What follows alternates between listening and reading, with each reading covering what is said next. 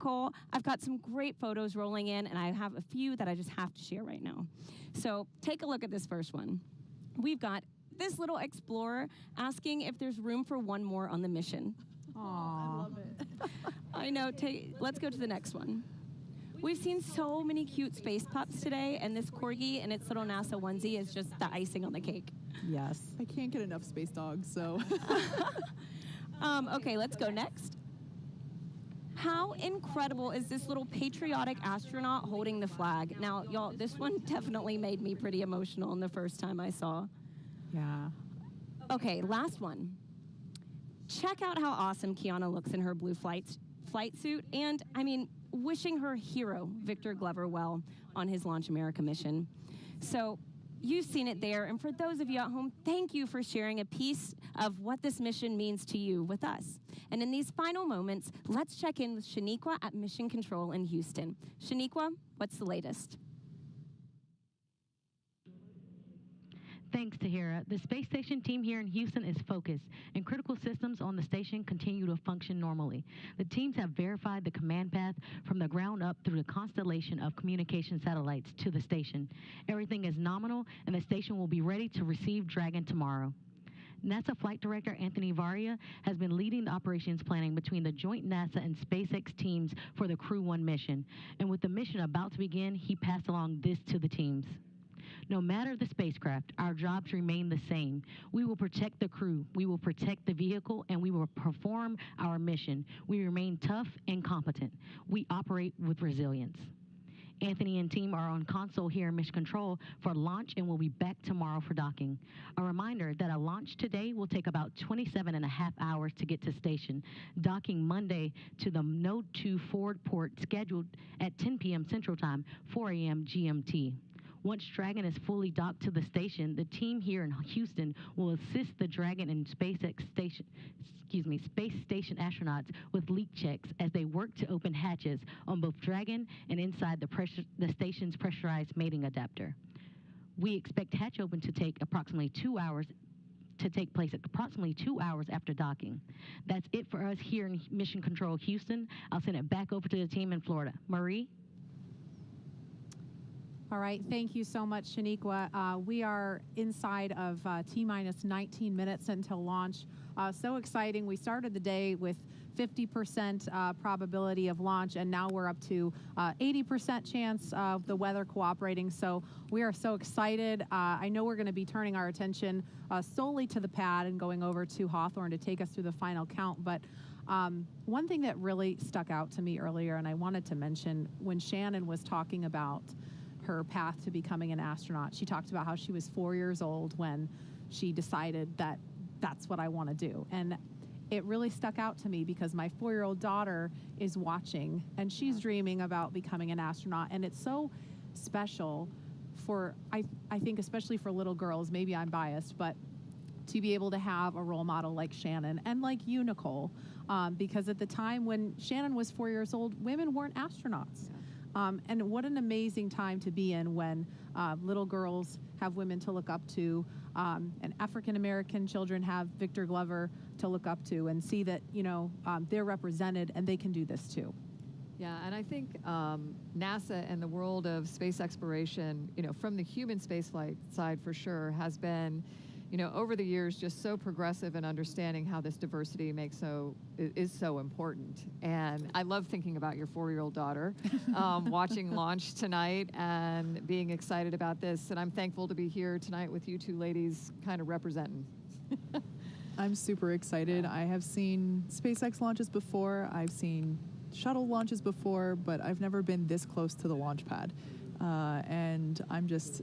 my palms are sweaty with excitement, and it's going to be incredible. You know, night launches here, they just light up the sky, and so I'm super excited, and I can't even imagine. You know, I think a lot about Victor Glover this evening because, as we said before, this is his first time going to space. He has thousands of hours as a test pilot, like a super impressive resume, and this is his first time going to space, and I'm so excited for him to be part of this mission and get to go to the ISS after a long wait. Yeah, and that is a beautiful destination. Let me just tell you that the 4 of them are going to, do amazing work there. And it's been mentioned a couple times before, this partnership that we have that's allowing us to do such incredible things that are just ultimately about improving life on Earth. It's very cool. Absolutely. And Nicole, I think it's worth mentioning, we didn't talk about this earlier, and I know you are a very humble person and you're focused on the crew that's on the pad right now, but you are the last resident International Space Station crew member to launch from and then land back on U.S. soil. So I think that's significant.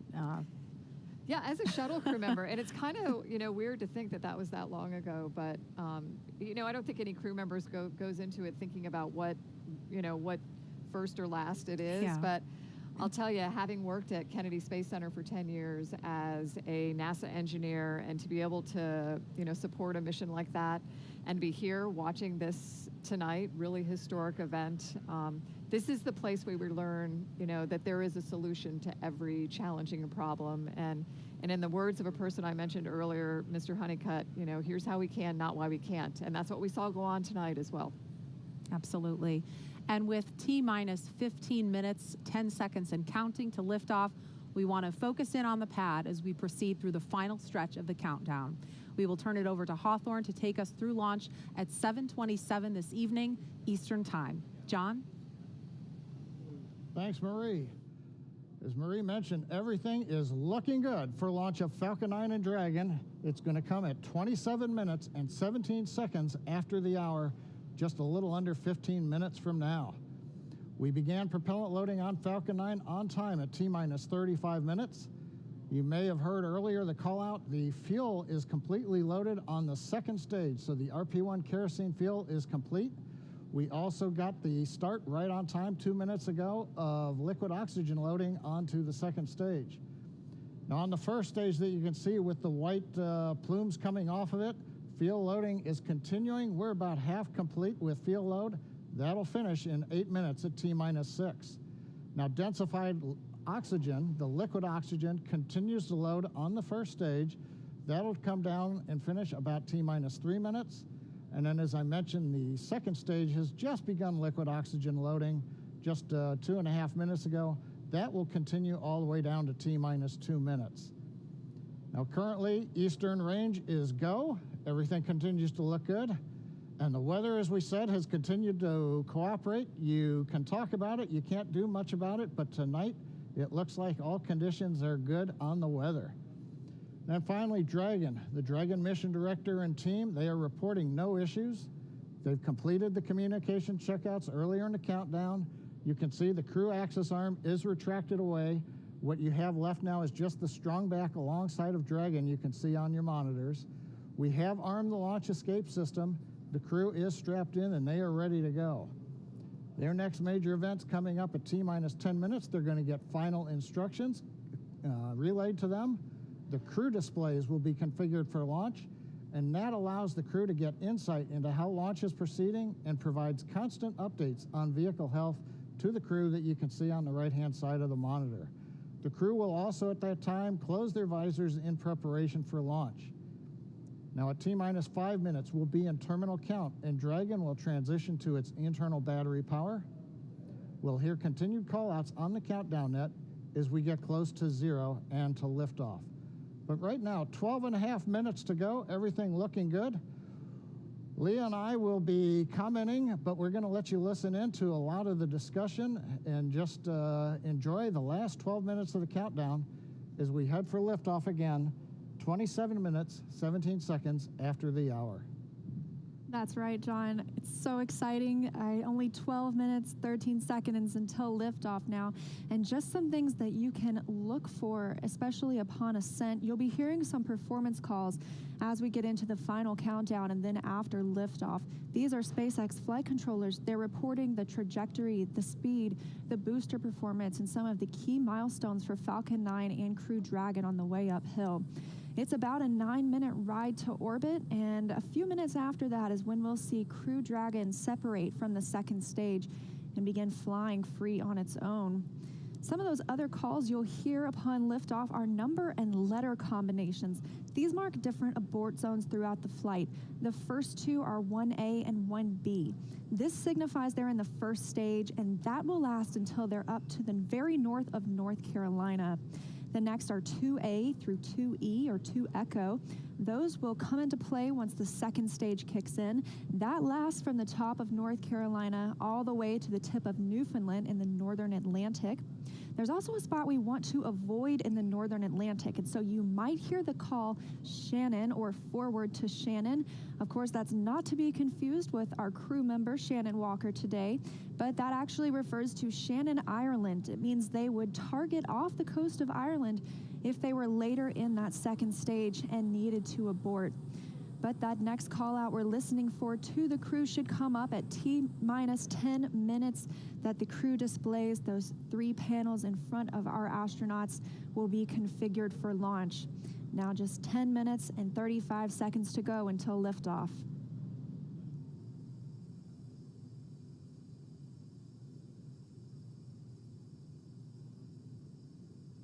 Also, as John and I mentioned, that stage 2 fuel load is complete. Stage 1 is at about 90%. Liquid oxygen load on the second stage is about 40%, and on the first stage, about 85%.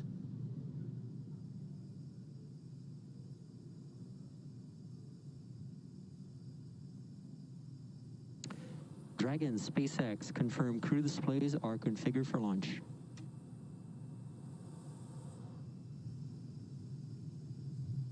And SpaceX, this is Dragon. Displays are configured for launch. Copy, Resilience. We're honored to have you as our crew as we begin operational missions to the ISS. Have an amazing trip and know that we are all for one. Thanks, Jay. And to all the people at NASA and SpaceX, by working together through these difficult times, you've inspired the nation, the world, and in no small part, the name of this incredible vehicle, Resilience. And now it's time for us to do our part, Crew-1 for all. Copy all. Thanks, Hopper. That was the voice of Commander Mike Hopkins confirming those crew displays are configured, and that T-minus 10 minutes was another check for the Falcon 9 launch commit criteria. It was checked by some computers. It was the last check of a wide variety of the Falcon system data to make sure we are go. From here on, we continue to count down until T-minus 7 minutes when the pre-valves open.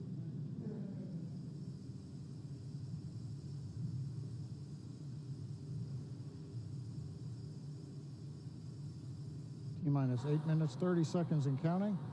As Liam mentioned, the next major event at T-minus 7 minutes, we will open the pre-valves. Currently, the Merlin engines on the first stage are isolated by valves that are between the propellant tanks and with the Merlin engines. We'll open the pre-valves. That'll allow us to begin passing a small amount of liquid oxygen through the inlet of the turbo pumps. That'll chill them down to get them ready for when we bring the pumps up to full speed at T-minus 2 seconds. We want to make sure that the pumps are chilled so that there's not any opportunity for the liquid oxygen to possibly get in contact with a warm pump and turn into gas, something you want to avoid on a turbo pump.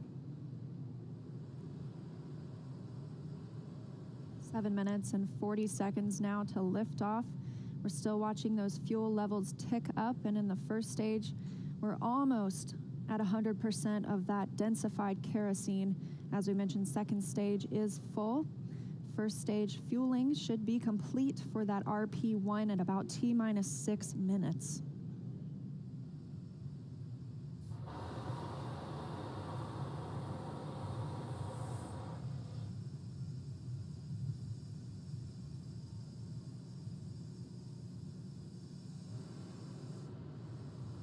Standing by for pre-valve opening.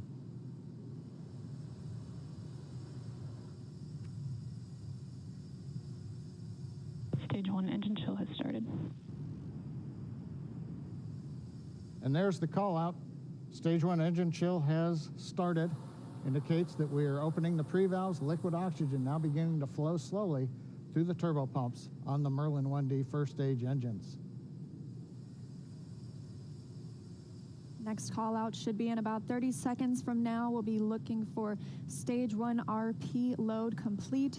That's the densified kerosene, that fuel on the first stage, already full on the second stage, and we'll still be loading liquid oxygen up until about 2 minutes prior to liftoff on the second stage.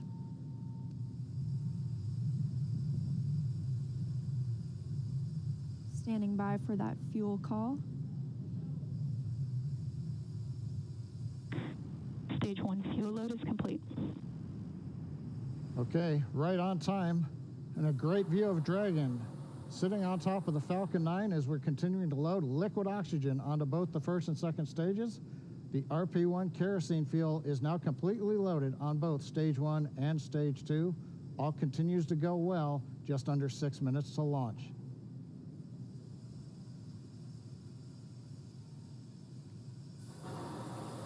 In about 30 seconds, we'll enter terminal count, and Dragon's onboard computers will take control of the vehicle. Both fuel on first and second stage is complete, and liquid oxygen loading continues with the second stage at about 80%, first stage at 95%. Something else you might notice is water rushing the pad shortly before liftoff. That's to suppress the sound and keep any sound from imparting a load on Crew Dragon as it prepares to lift off. Dragon is in configure for terminal count. Dragon is on internal power. Falcon 9 propellant tanks are pressurizing for strongback retract. Good confirmation that Dragon is on internal power, and now we'll be looking for a major milestone before we launch today. That'll be the strongback retract. John, you want to tell us a little bit more about that? Yeah, Leah, if we get a close-up of the Dragon at second stage. Strongback is retracting. We've heard the call out, strongback retracting. That's a two-step sequence. First, there are clamp arms around the very top of the second stage. You can see one of them just above the gaseous oxygen vapors coming out of the second stage. Those arms will open up, and then just inside of T-minus 4 minutes, once the arms are released, we'll begin to retract the strongback alongside the vehicle. It'll move back 2 degrees in position, and by about T-minus 3.5 minutes, we ought to be finished with that. The strongback will retract to 45 degrees away from the rocket once we hit T0 as part of the liftoff sequence.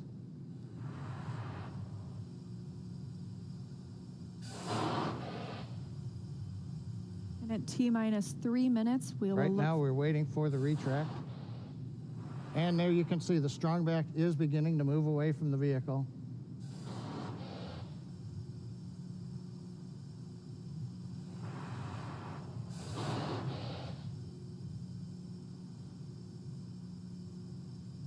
And it looks like we are just about into the required pre-launch position, just a couple degrees away from the Falcon 9 and the Dragon capsule.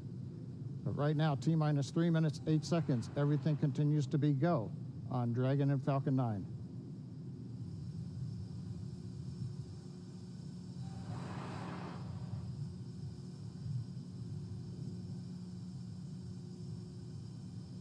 Currently standing. Dragon is in terminal count. And Dragon is in terminal count, and we are standing by to hear that Stage 1 liquid oxygen loading is complete. Stage 2 Stage 1 LOX load is complete. And there we have it, and Stage 2 should finish shortly after at about 2 minutes prior to liftoff. So now the last major event is finished liquid oxygen loading on Stage 2. It wraps up at about T-minus 2 minutes. Then at about T-minus a minute and a half, we have to drain back and vent down the liquid line that goes up the strongback alongside the Falcon 9. If you see a large white cloud about midway down around the rocket, that's normal. That's, again, just the gaseous oxygen hitting the warm, moist Florida air.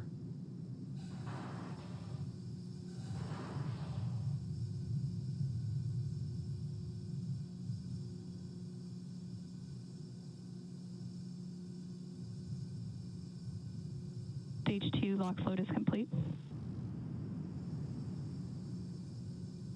Dragon is in auto idle. And good calls that Stage 2 liquid oxygen load is complete. That means we have full fuel on the first and second stages, that densified kerosene, and we're full of the oxidizer. liquid oxygen on the first and second stage as well. Now just a minute and 20 seconds until liftoff today. And as you can hear those sounds, like Soichi Noguchi said, the vehicle is alive. Coming up in 10 seconds, we'll look to hear that Dragon is in countdown and Falcon 9 is in startup.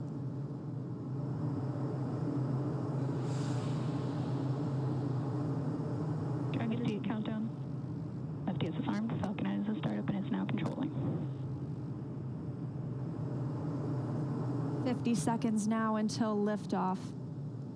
That FTS you heard is flight termination. Dragon, SpaceX, go for launch. SpaceX, this is Resilient. Roger, go. Go for launch, and at 37 seconds, the International Space Station flying over Kennedy Space Center. All for one, Crew-1 for all. Crew Dragon poised to go catch it.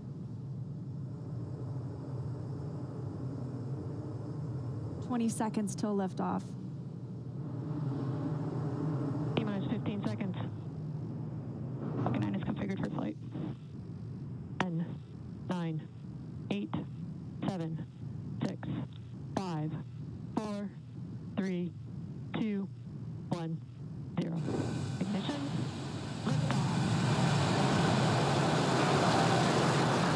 And resilience rises. Not even gravity contains humanity when we explore as one for all.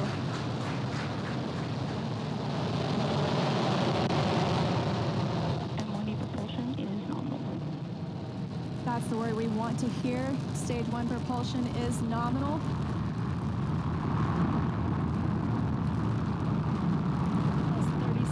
Into this historic mission, flying crew on board Dragon and Falcon 9. Stage 1 is preparing to throttle down. This is in preparation for max Q, which is maximum aerodynamic pressure. Stage 1, throttle down. There's that call out for throttle down. Power and telemetry continue to be nominal for the vehicle, now traveling at 262 meters per second. Falcon 9 is supersonic. There's that call out. The Falcon 9 is supersonic, and we will be passing through max Q here shortly, the largest structural load during ascent. Max Q. There's that call out. That Falcon has passed through max Q. 1 Bravo. And we've just entered Stage 1 Bravo abort mode. That's going to take them through the end of the first stage burning just before second stage activates off the coast of North Carolina.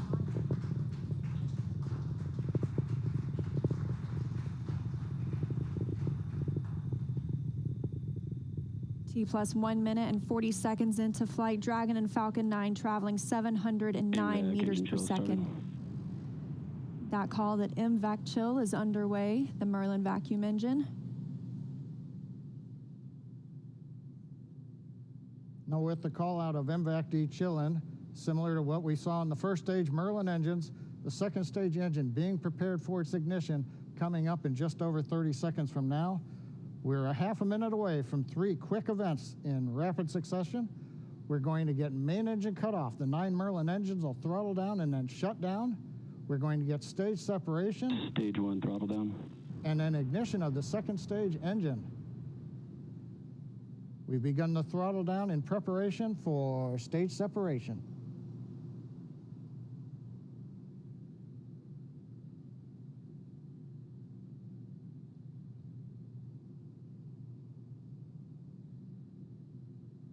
And we have 2 Alpha. Stage separation confirmed.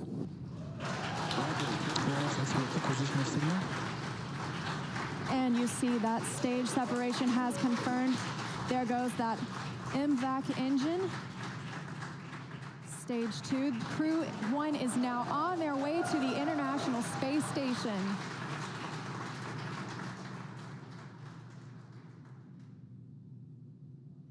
On the right side of your screen, you see Stage 2 continuing to burn. Over on the left-hand side is Stage 1 preparing for its return to Earth. Currently on the left side, you can't make out much. It's a couple hours after sunset in Florida, but the grid fins have deployed on the first stage. The first stage is now unpowered, but with the velocity it had, it continues to coast up to an apogee before it begins to descend back into Earth's atmosphere. Now, as we watch, maybe we'll see the lights of Florida or the eastern seaboard in the background, but otherwise there's not going to be much to see. On the right-hand side, Dragon SpaceX trajectory nominal. you can hear the call out. Trajectory is nominal. Nominal trajectory. And we've heard the call out Bermuda. That means Bermuda ground station has the signals from the second stage of the Dragon and Falcon 9. We're still continuing as stage 2 burns to listen for those abort zones. We are now in 2A through 2E to Echo, taking us up over the northern Atlantic.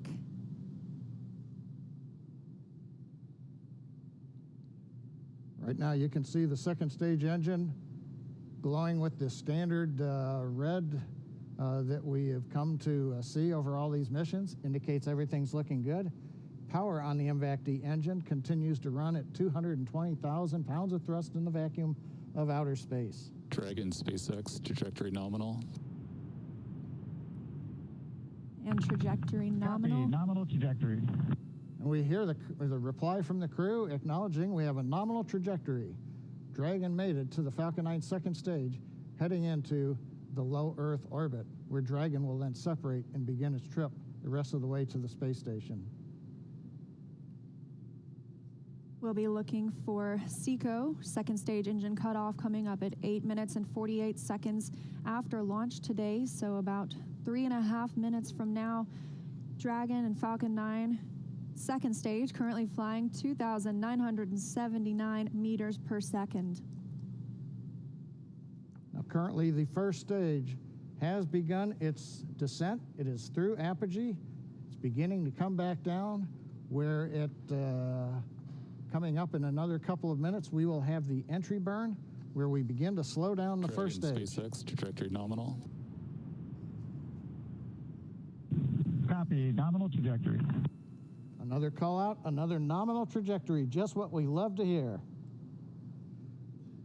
That voice you're hearing on board Dragon, that's Commander Mike Hopkins, speaking for our 4-person crew as they continue their journey, now 6 minutes and 12 seconds after liftoff. Trajectory still nominal. And Leah, you can see on the indicator altitude, 201 kilometers. We're now beginning to essentially level out and pick up velocity to get us into low Earth orbit.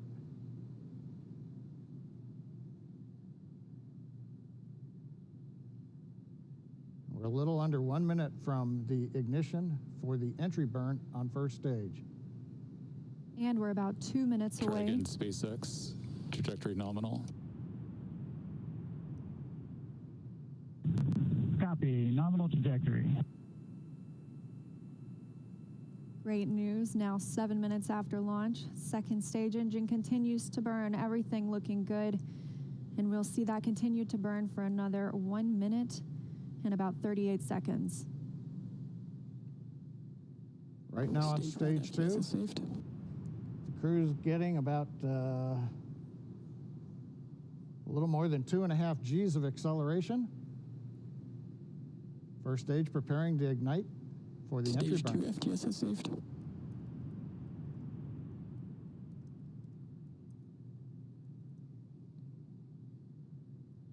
And we've got ignition of the entry burn, center engine, followed by the other 2 restart engines. First stage now getting ready to re-enter the Earth's atmosphere. This is about a 29-second burn, and it's designed to slow the vehicle way down. We're going to shed about 70% of the velocity of that dropping first stage by the time this landing burn completes. I should say by the time the entry burn completes, which is now over. First stage on target for the drone ship in the Atlantic Ocean. Meanwhile, we're watching second stage getting close to getting into orbit. That's right, we've got about 30 seconds Stage 2 internal more. guidance. And Now just about 20 seconds more of stage 2 continuing to burn until we see second stage engine cut off, or SECO. We'll coast for a few minutes afterward to allow the rates in motion to... Roger, Shannon. There's that call for Shannon. That's Shannon, Ireland, an abort zone, but it looks like we continue smoothly to orbit today.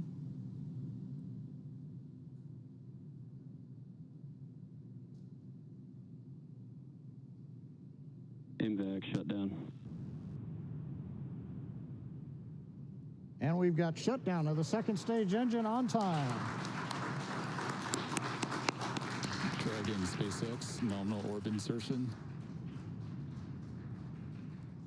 Launch escape system is disarmed. And SpaceX copies. And Leah, the words we like to hear in nominal orbit insertion. That's right, John. Nominal orbit insertion, as we mentioned, stage 2. Oh, looks like some action on stage 1.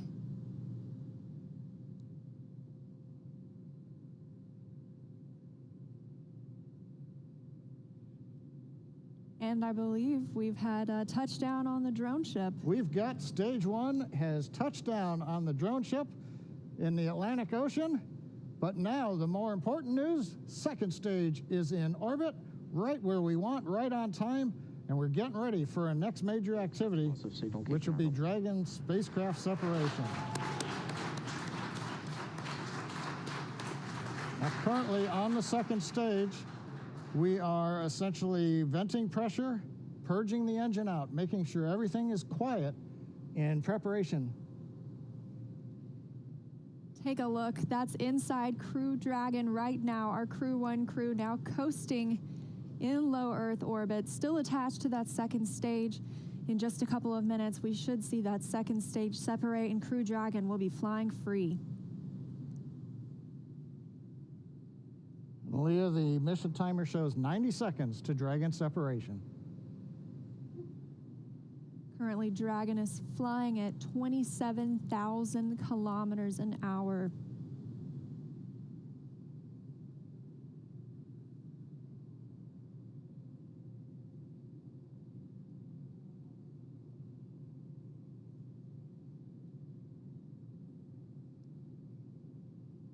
And we're T plus 11 minutes since liftoff today, waiting on that second stage separation. But as you can see, our astronauts from left to right, Shannon Walker, Victor Glover, Mike Hopkins, and Soichi Noguchi, now on their way to the International Space Station. First trip to space for Victor Glover. Acquisition of signal in Newfoundland.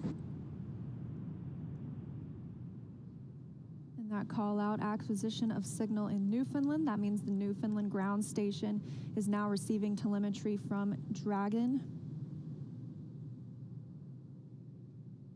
This view inside Mission Control Hawthorne. Teams continuing to monitor the vehicle, now traveling at almost 27,000 kilometers an hour.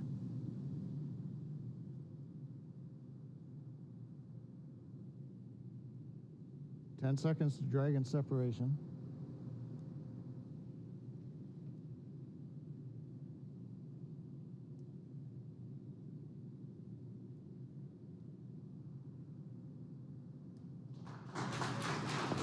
Separation confirmed.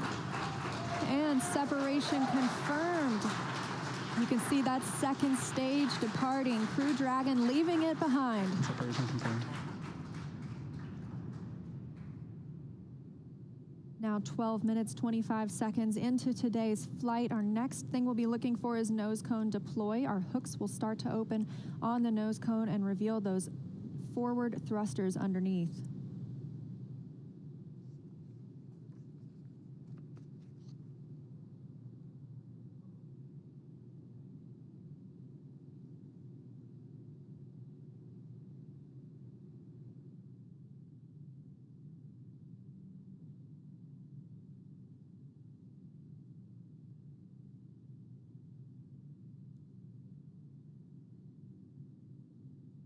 "13 minutes into today's mission. The view on the right-hand side of your screen coming from Crew Dragon. We had that short look at the second stage as it departed. That second stage will burn up upon re-entry into Earth's atmosphere.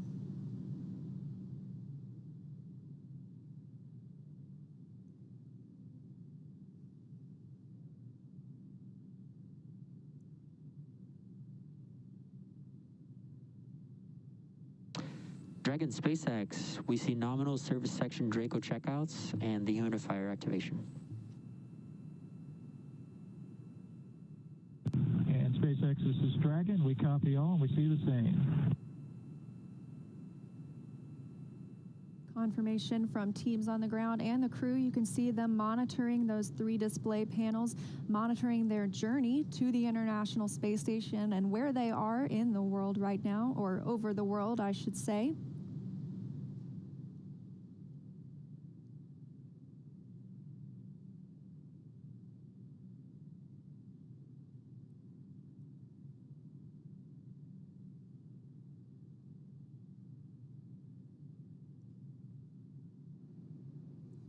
Well, we're in 14 minutes, 25 seconds since it was a great liftoff.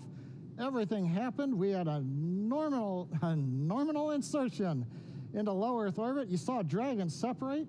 We got the Draco checkouts were good. And right now we're hearing the nose cone hooks are opening up. Everything is happening right per the procedure. And we've got Crew-1 successfully on orbit. So with that, let's head over to our counterparts at Kennedy Space Center. Marie, how was that launch for you all there on the ground? Oh my gosh, John, it just took our breath away. I mean, we could just turn right around in our seats and watch. We got up away from the desk to get a better look, and then we actually could see the booster coming back down. Yeah, that was outstanding, and I don't even know what to say. High five. We're like high-fiving through the shield here. High five. My husband texted me a picture of my daughter watching liftoff. It was just, I'm emotional, seeing that. And we went on the first attempt. How often does that happen in human space flight? As it should. I'm very happy. It has been a long day, but just to be able to stand there and actually feel the rocket pounding the air around you was just. It was just incredible. And then looking at the light too long, I couldn't see the MVAC ignition. So I still have spots in my eyes. And then the views inside the capsule too, with the 4 of them, looking kind of mellow, but you could see Victor's kind of letting his arms do a little bit of the floaty thing. I bet he cannot wait to get out of his seat. Well, he's going to get a chance to here shortly. So he's officially on his way on his first space flight. So Incredible. Victor, Mike, Shannon, and Soichi are now on course to arrive at the International Space Station just tomorrow, Monday, November 16th, around 11 p.m. Eastern Time. And we're going to stay live on air for continuous live coverage along their entire ride to station. Though our coverage here at Kennedy Space Center will conclude, we're going to turn it over to the teams in Hawthorne and Houston to take us through the next phases of the Crew-1 mission, all the way through hatch opening and a welcome ceremony for the crew. Now, for those of you watching online via YouTube, take a look at the description below the video. There you'll find the new link for our Crew-1 rendezvous phase, and we'll be continuing live coverage at that new location shortly. But if you're watching on NASA TV, like my parents, you won't notice a thing, and your coverage will continue. That's right. And as you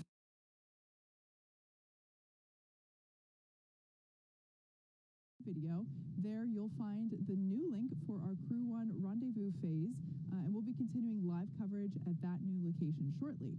But if you're watching on NASA TV, like my parents, you won't notice a thing.